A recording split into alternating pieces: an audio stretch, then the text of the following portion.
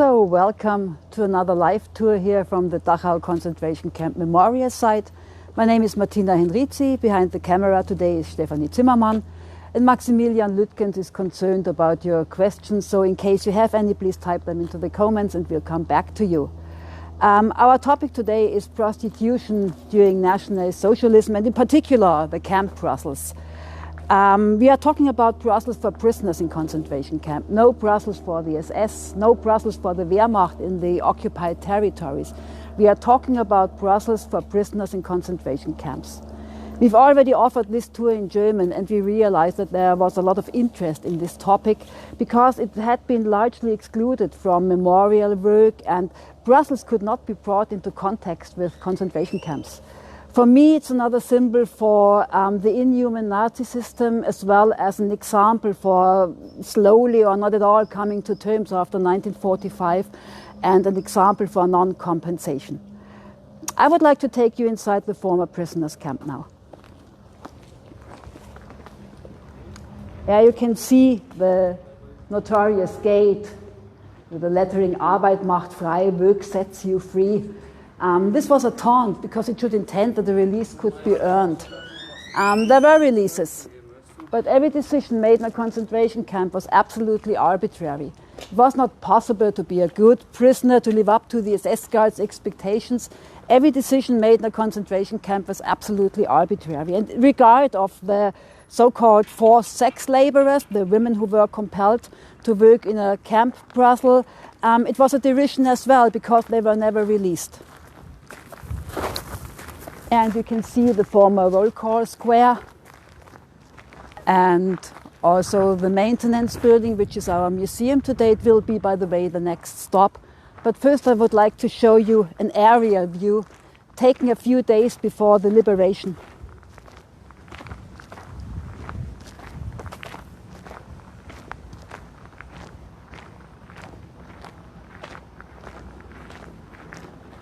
So this aerial view was taken 9 days before the liberation by the Americans. And we are now about here. We just walked through the gate with the lettering Arbeit macht frei. This is the former maintenance building, today our museum. You can see that there once were 17 barracks on each side, plus some additional barracks, functional buildings. This was a camp plant nursery. These were stables for rabbits. And a disinfection chamber, and this here was the so-called camp brothel, the Sonderbau.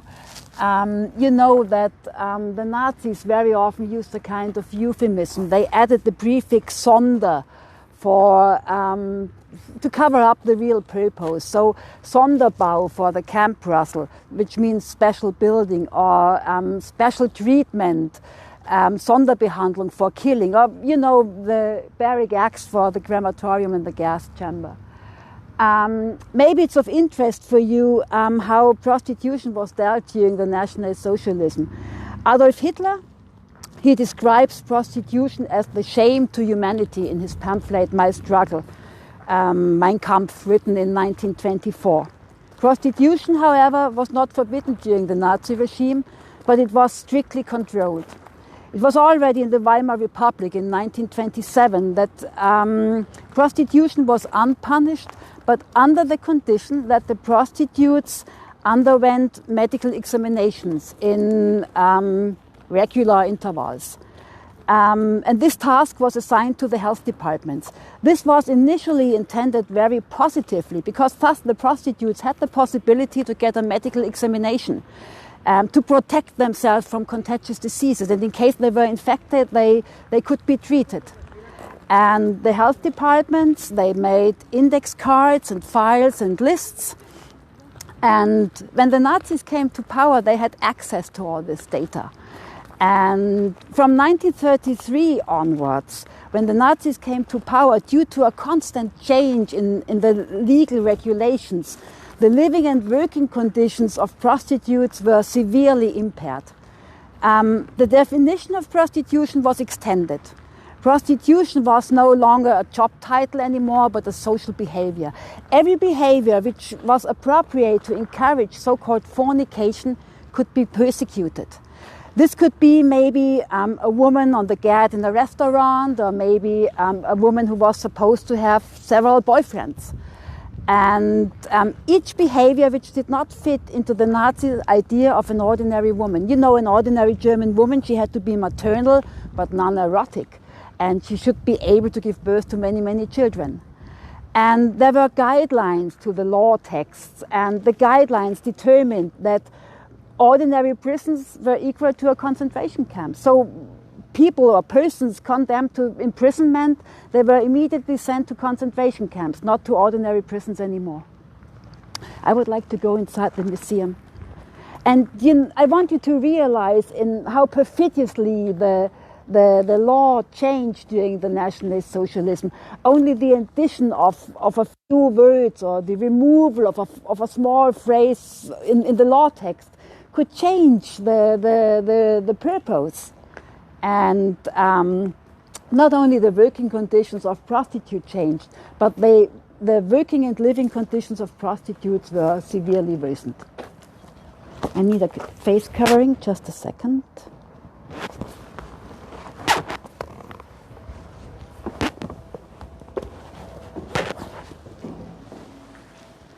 So maybe you know this panel from foregoing tours.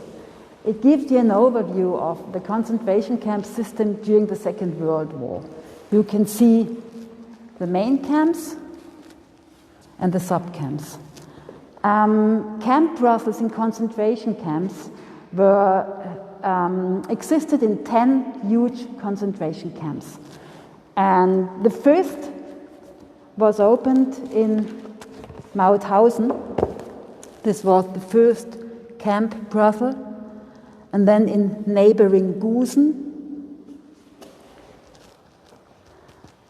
The next was in Flossenbürg in 1943, Buchenwald, then Auschwitz and Monowitz. Auschwitz and Monowitz.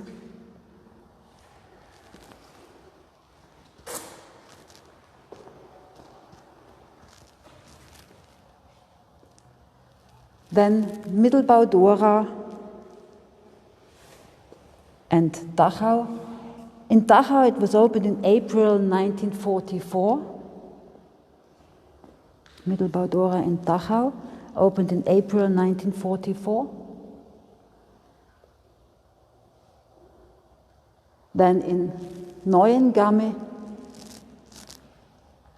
and in August 1944 in Sachsenhausen. The women who were compelled to work in the camp brothels, they all came from concentration camp Ravensbrück. It was a female concentration camp since May 1939. The first concentration camps for women were Moringen, Lichtenburg, and then from May 1939, Ravensbrück. The installation of concentration camps was an idea by Heinrich Himmler, Reichsführer SS. He was responsible for the concentration camp system. You have to know that from 1942 onwards, all prisoners had to work in the armaments industry. And very often the efficiency did not comply with the Nazis' expectations. So Heinrich Himmler wanted to create work incentives for the prisoners to increase the efficiency. And he opened brothels for prisoners in concentration camps. The women from the concentration camp Ravensbrück, the female prisoners, in the first year they were volunteers. They were promised that they would be released after 6 months of service in a camp brothel. As I mentioned before, they were never released. They were all sent back to the concentration camp Ravensbrück. What kind of women worked in the concentration camps? It were women who had worked as prostitutes before. As I mentioned before, prostitution was not forbidden, but maybe they did not want to undergo the medical examinations. But it were also women who had a different kind of social behavior. I have here a personal sheet. It's from the concentration camp Ravensbrück, and a personal file of a prisoner. She was compelled to work here in Dachau in the concentration camp. And as you can see, I made 3 arrows on the left. The first arrow said that she was caught in theft 3 times. The second arrow says that she was imprisoned as so-called asocial. And the third arrow says that the mailing address of her husband was Feldpostnummer. This means that he was in the battlefields. And women like her were severely persecuted because the Nazis said, he's fighting for the German Reich, and she was caught in theft. But as you can also see, she had 3 children at the age of 1 up to 8 years. Maybe they were hungry.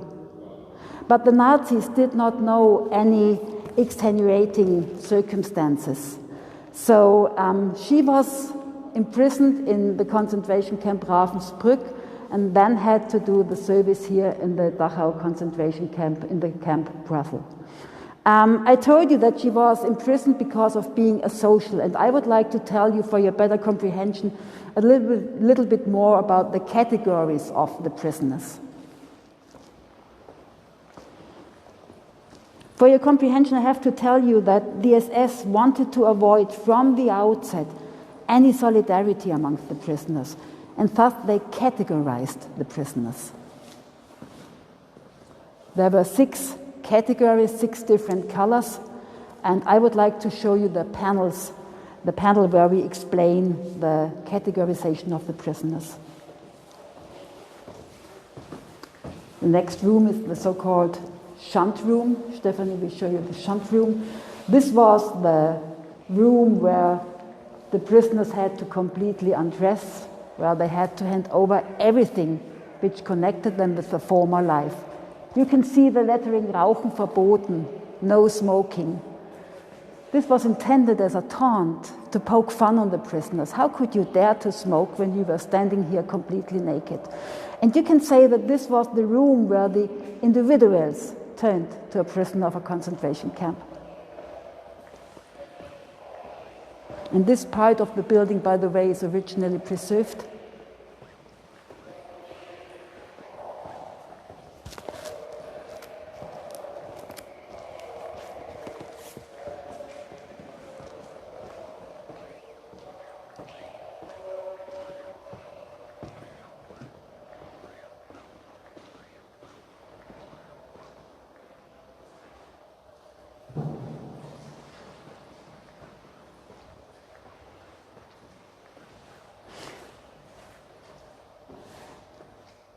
So maybe you know this panel already, 6 categories. This means that the prisoners got a small piece of fabric in different colors, and they had to sew it on their uniform in a triangular way, like him.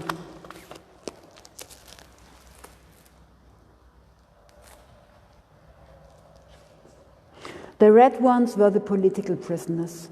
The green ones were the professional criminals. The blue ones were the emigrants, the purple ones Jehovah's Witnesses, the pink ones homosexuals, and the black ones so-called asocials. Asocials could be maybe Sinti and Roma, asocial could be priests, people who did not fit in the Nazi idea of an ordinary social behavior, prostitutes. This categorization was based on widespread prejudice, and in many cases the persecution continued after the Second World War. Professional criminals were completely excluded from compensation. Being homosexual was under punishment for decades. Asocials were not regarded as victims of National Socialism. I told you when we started that camp brothels were or had been largely excluded from memorial work, and I would like to show you how we deal here in our exhibition with this issue. So we go to another room.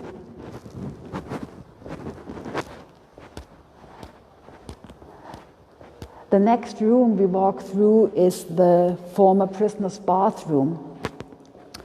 And here you can see some pillars, and as you can see, there are holes in the pillars. There once were wooden beams and 50 hooks, and they hung up the prisoners here with the hands on the back. They tied the hands on the back, and the prisoners had to stand on a stool And they kicked the stool away, and then they were hung up like that. There's always dislocated the shoulders. And as you also can see, a wooden whipping trestle. So the bathroom was not intended to take a shower every day. The prisoners took a shower when they arrived, and this meant that they were drenched with cold water or boiling hot water. And it was a place for severe punishment here, the former prisoners' bathroom.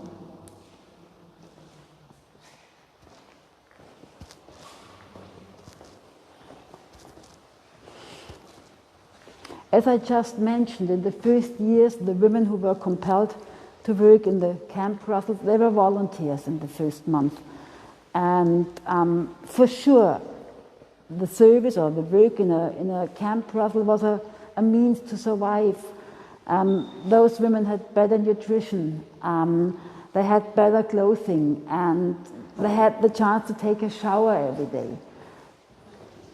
Better hygiene circumstances. It was a means to survive. And we know from a woman concerned, she testified after 1945 that for her it was better to work in a camp brothel than to wake up every morning close to a corpse. And she was in Buchenwald. I have a quote a little bit later.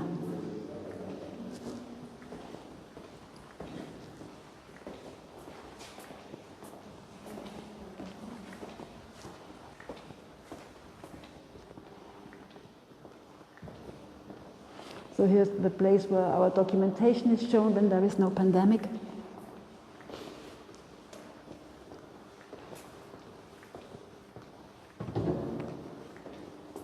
And here is how we deal in our permanent exhibition with the topic of the camp brothel here in Dachau.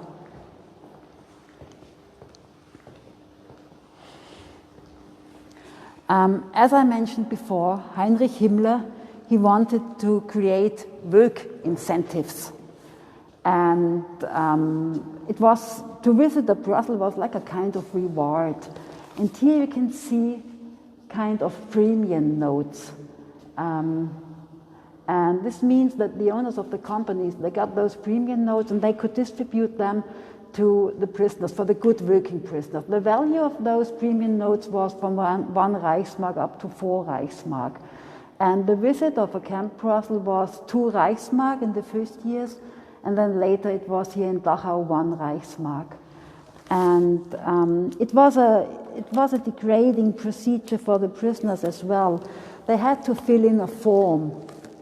And as you can see here, it means that the prisoner number so and so obediently asks to visit the camp brothel. And he had to hand this form to his capo, which was a kind of foreman, and then maybe he was allowed to visit the camp brothel. And then he had to undergo a medical examination. Sometimes a kind of mercury paste was applied, or they got a silver-containing shot, but these were common remedies during the 1940s against infections. They got a towel, a clean uniform, and very often other prisoners poked fun on those prisoners who were allowed to visit the camp brothel. You know that most of all the political prisoners very soon recognized the cynicism of a camp brothel. You know, the prisoners were perpetrators. And it was rumored that so-called asocial prisoners were smuggled into the camp to spy on other prisoners. By the way, I didn't find any evidence for that. But it is very often said that here in the Dachau concentration camp there was a kind of resistance against the camp brothel. But I have a billing sheet here, a kind of receipt. And on this sheet you can see that on an ordinary Tuesday in October, 76 prisoners visited the camp brothel.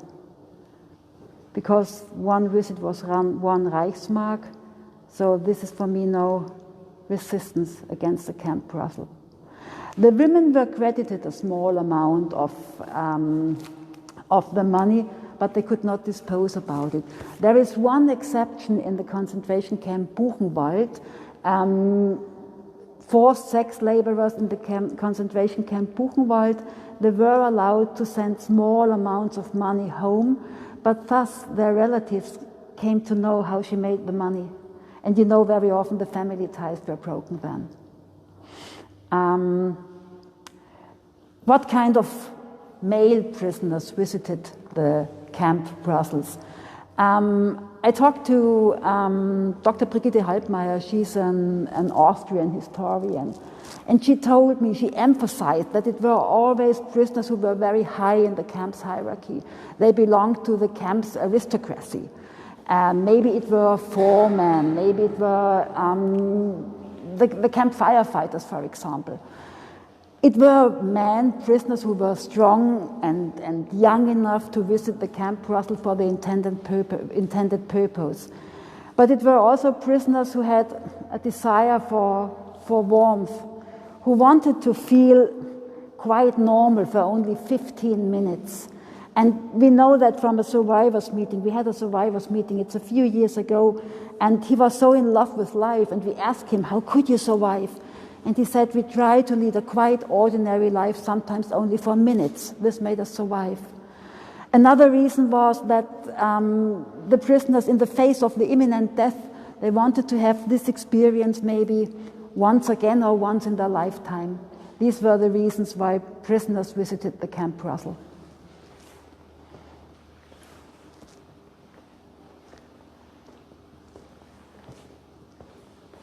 In total, it were 200 women who had to work in the camp Brothel. 80% of them were categorized as so-called asocial. They all survived, but don't imagine what kind of future they had. Yeah, this is the gate. The gate was stolen in 2014, and then it was found again in Norway in 2016. And Arbeit macht frei, work sets you free. In regard of the women who were compelled to work in the camp Brothel, it was a deception. They were not released, they all were sent to Ravensbrück.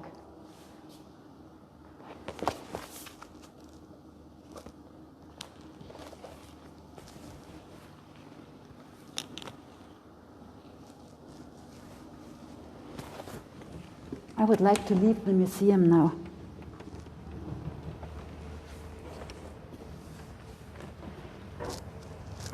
So what's about the recruitment of those women who had to work here in the camp Brothel? We know that I talked to Christa Paul. She's a German writer, and she wrote a seminal book on the topic as early as, I think it was 1991. And she found 4 women concerned. They were willing to give an interview about the topic. And Magdalena, one of the women concerned, she describes that she was imprisoned in concentration camp Ravensbrück, and she had already fulfilled 4 years of forced labor. And then the commandant from Buchenwald came, and he looked for women to work in the camp Brothel in Buchenwald. And Magdalena describes that they stood in a row, and then the commandant said, she and she and she and she, and she had to go forward. And she describes that the SS physician, he said, well, you want to take that skeleton too? And the commandant of Buchenwald said, well, she's in good shape, we will feed her up. You know, those women, I mentioned it before, they got better nutrition. So, and they were tanned with sun lamps, and they had better clothing. They were allowed to wear the hair long, things like that. And Magdalena, she describes that she had, when she was in the camp Brothel, she describes that she had a nail scissors, and she threatened the first prisoner who came to her. And we do not know the result, but we know that on that very day she had to service 6 men. And Brigitte Halbmeier, the Austrian historian, says that we know that the women had to service 8 to 10 men per day, and on Sunday afternoon, when the half day was off, even more.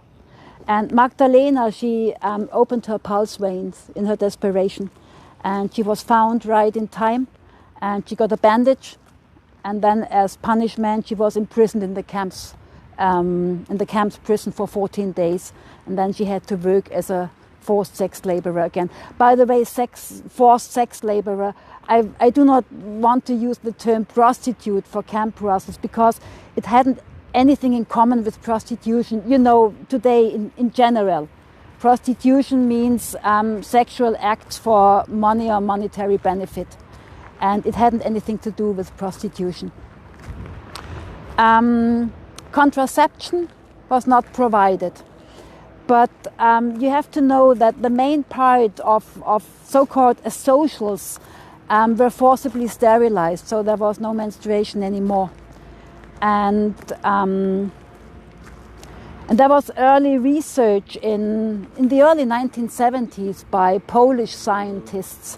It was research on the consequences of detention in a concentration camp on sexuality. And they found out that very often, with the onset of an imprisonment in a concentration camp, the menstruation stopped. Sometimes it started when under better hygiene circumstances, and brothel women then were marked as sick in the billing sheets. Yeah, Stephanie shows you the former roll call square again, and you could see the barracks, replicas by the way. The original barracks were demolished in the early 1960s and they erected 2 replicas for the first exhibition opened here in 1965. And I would like to take you now to the place where once the Camp Brothel here in Dachau was situated. To come back to contraception, the women had to rinse after each sexual contact, very often with acid liquids like cresol, sometimes boron water, sometimes lactic acid. But it was a common means of contraceptive during the 1940s. And Dr. Robert Sommer, he's a professor in Berlin, and he did a lot of research on this issue for more than 10 years, and he wrote his dissertation about the topic. It's a standard book, it's a seminal book about the topic. Unfortunately, it only exists in German. The title is KZ-Bordell. And he found all 200 women who were compelled to work in the Camp Brothels. And Robert Sommer, he knows about 7 or 8 pregnancies, and they all had to do an abortion. Yeah, as you can see, it's at the end of the area here, on the edge of the area. And you can see the foundations here symbolizing the former barracks. The original barracks were less stably built, were demolished in the early 1960s, as I already mentioned. And when you walk along the former Camps Road, you can see the trees, the poplars, and this once was the former Camps Road. And to the side of the Camps Road, the foundations are numbered. It's very important for the survivors or their relatives that they know where they once were accommodated.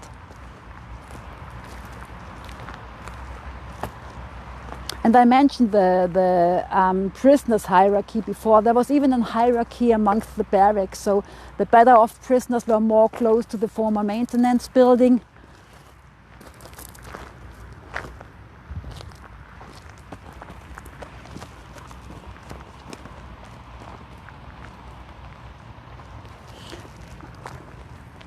Maybe it's also of interest for you how the daily routine of the prostitutes was, or the women who had to work in the Camp Brothel.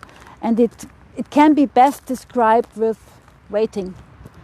And Magdalena, the woman concerned I mentioned before, she says that they had to do ordinary things like ironing and sewing, washing. There were fixed wake-up times, fixed meal times. There was early sports as well. There were some books, but no political books. And then waiting for these damned hours in the evening. They were not allowed to leave the area around the Camp Brothel. And it was a very monotonous daily routine in the Camp Brothel.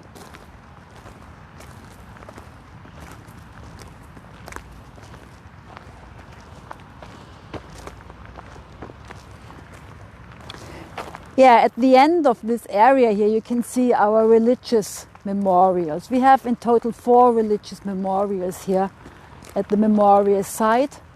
And in the small forest, you can see a steeple. It's the Russian Orthodox Chapel.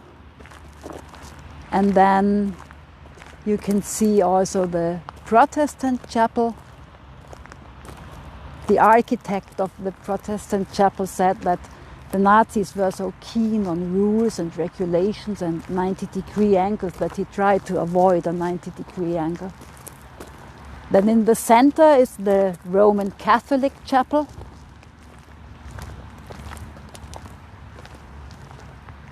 With a monastery behind it. You can see the roofs, and they use a former watchtower as entrance. And there's the Jewish religious memorial. And as you can see, there is a panel here in front of us. And this is the second example how we deal with the topic of Camp Brothel here at the Dachau Memorial.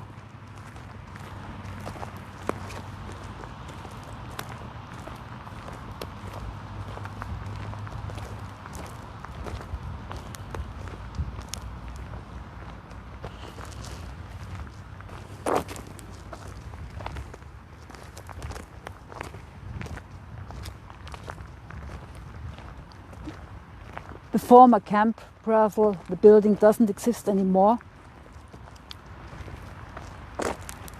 At the memorial of former concentration camp Mauthausen, the former Camp Brothel is originally preserved. I show you a photograph when we are in front of the panel.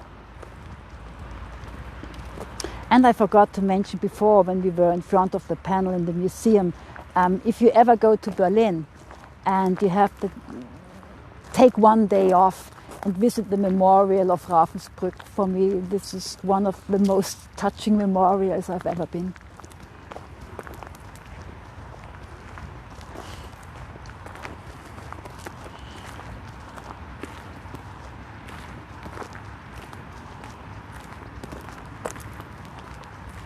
So on the panel, you can see several photographs. Maybe you remember when we started the area view where I showed you where once the Camp Brothel was. So the disinfection barrack and the Camp Brothel, these were the stables for the rabbits where they, because they needed the fur. And as you can read here, it was a bordello in which female prisoners from the Ravensbrück concentration camp were forced into prostitution. And I think when visitors read this, I think that the main part of the visitors will think, well, maybe this was a bordello for the SS. It's not mentioned that it was a bordello or a brothel for prisoners. And there is no photograph. I have a photograph for you, how the Camp Brothel looked here in the Dachau concentration camp. I hope it's not mirroring. You can see there was a small kind of straw fence around it. And it was taken shortly after the liberation. This was the Camp Brothel here.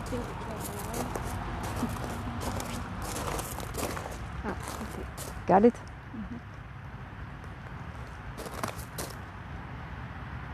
And I promise that I show you photographs from the Memorial of Mauthausen.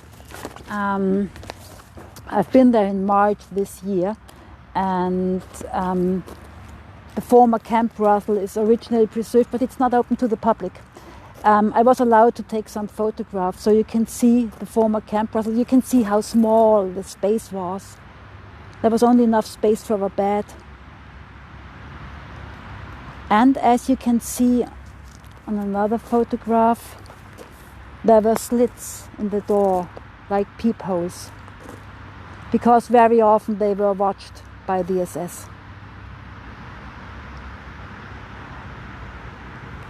I told you when we started that for me it's also a symbol of non-compensation after 1945. After 1945, the fate of those women concerned wasn't of any interest at all. You know, the women very often they felt ashamed. They did not want to talk about it. They were afraid to maybe to relive the sufferings by telling like a nightmare, or maybe their relative then could come to know what their job was in a concentration camp. And I think that the lack of investigation maybe depends on a continuous ignorance of sexual violence against women, and an ignorance of problems of prostitutes to this day. We know of one woman, she applied for a compensation in former German Democratic Republic, and she had to give back this payment when she moved to West Germany. And we know of another woman who had nerves enough to ask for compensation, and she handed in a form and it was rejected as delayed.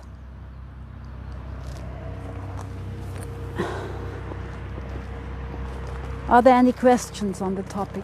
No? Yeah, so far for today.